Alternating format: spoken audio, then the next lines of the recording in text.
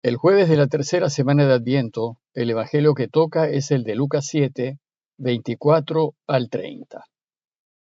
Cuando se marcharon los mensajeros de Juan, Jesús se puso a hablar a la gente acerca de Juan. ¿Qué salieron a contemplar en el desierto? ¿Una caña sacudida por el viento?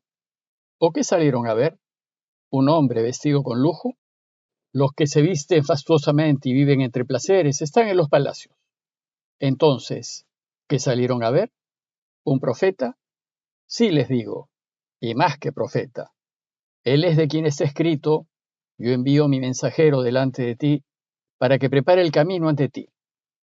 Les digo que entre los nacidos de mujer nadie es más grande que Juan, aunque el más pequeño en el reino de Dios es más grande que él.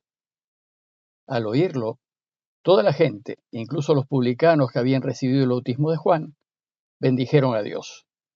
Pero los fariseos y los maestros de la ley, que no habían aceptado su bautismo, frustraron el designio de Dios para con ellos.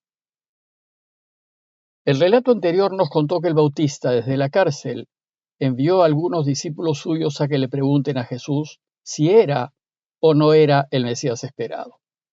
Y que Jesús, en vez de responderles directamente, les dijo que le cuenten a Juan lo que ven y oyen. Y ellos, lo que vieron fue que los ciegos eran curados, que los paralíticos caminaban, que los leprosos quedaban limpios, que los sordos oían y que los muertos resucitaban. Y lo que oyeron fue que a los pobres les anunciaba la buena noticia del reinado de Dios. Todo lo que vieron y oyeron les reveló que Jesús es el Mesías y que en él se cumplen todas las profecías y promesas del Antiguo Testamento. Y con esta respuesta, los discípulos partieron a contarle a Juan lo que vieron y oyeron. El relato de hoy empieza a partir de este punto, y nos dice el texto que cuando los mensajeros de Juan se marcharon, Jesús se puso a hablar a la gente acerca de Juan. El público que lo acompañaba había caminado con Jesús desde que salió de Cafarnaúm y que pasó por delante de las murallas del pueblito de Naín, y hasta ahora, que se encontraba caminando con él en las llanuras de Galilea.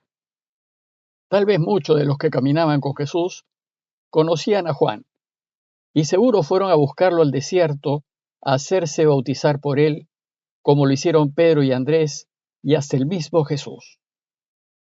Otros tal vez fueron a buscar a Juan aprovechando la peregrinación anual a Jerusalén, pues recordemos que Galilea está al norte y que Juan bautizaba a orillas del Jordán, en el sur, en Judea, a unos 140 kilómetros de distancia. Lo cierto es que todos habían escuchado hablar de Juan, sabían de su anuncio acerca del reino y sabían de su bautismo. Además, había discípulos de Juan en todas partes. Entonces Jesús se puso a hablarles de él. ¿Pero por qué lo hizo?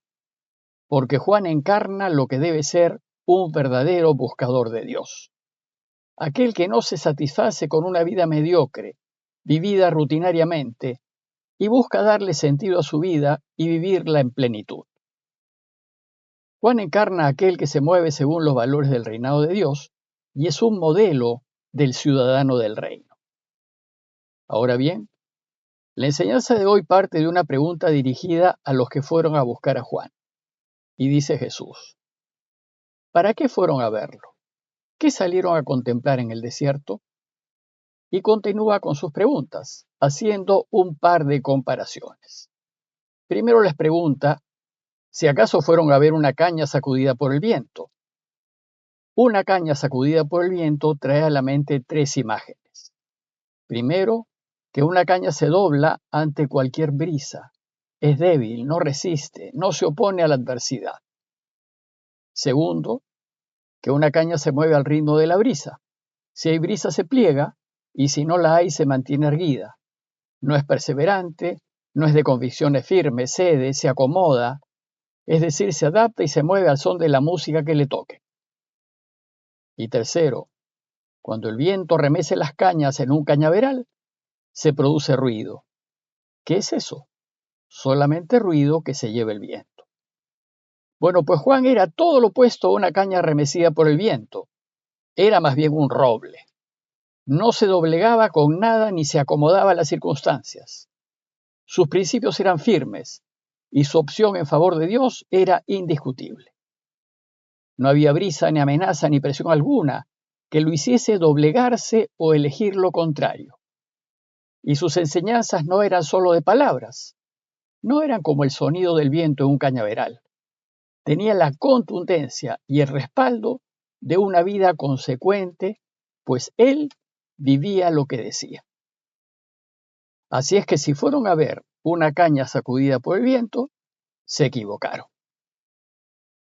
Y la segunda pregunta es si acaso fueron a ver a un hombre vestido de finos trajes. Bueno, pues ¿qué representa un hombre vestido con lujo? Dice Jesús que los que se visten fastuosamente y viven entre placeres están en los palacios. Un hombre vestido elegantemente representa, en primer lugar, riquezas.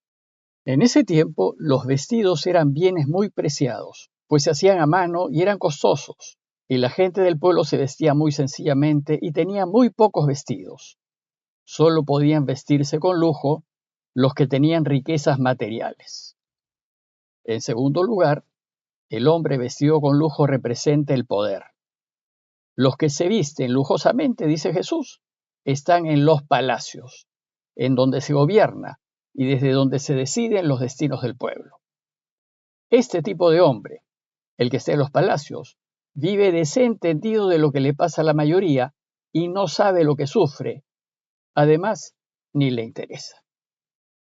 Juan ciertamente tenía poder, pues su palabra era escuchada con atención hasta por el rey Herodes. Pero a él no le interesó el poder. Lo que le interesó fue ayudar a Dios a reinar. Juan no era pues como los que se visten con lujo, sino todo lo contrario. Él vivió en el desierto, vestido con piel de camello y alimentándose de miel silvestre y saltamontes. Y a él no le interesó lo que el mundo añora y desea. Le interesó la gente, que sufre y fatiga por salir adelante.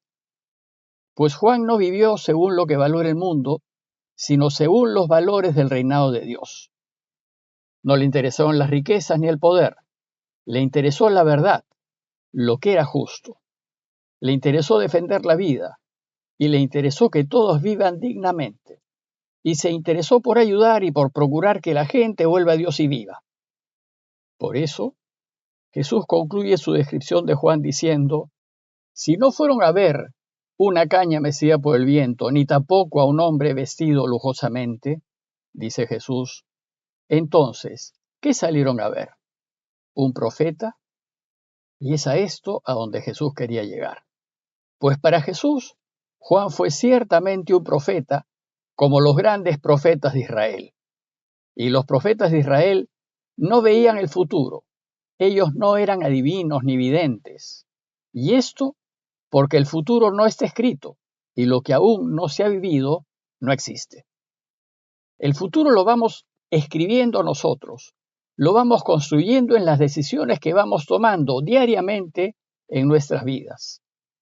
Y con nuestras decisiones podemos hacer que la historia vaya hacia un lado o hacia otro. El verdadero profeta, aquel que vive unido a Dios, lo que hace es leer los signos de los tiempos, es decir, ver el presente, ver la realidad con tanta claridad que es capaz de proyectar el presente hacia el futuro. Y por eso avisa y advierte. Por eso prevé y dice: si sigues viviendo de esa manera, terminarás de esa manera. Y si quieres terminar de esta otra manera, corrígete y cambia de vida, a fin de que vivas. Es decir, lo que hace un profeta, desde su sentido de realidad, es anunciar y denunciar.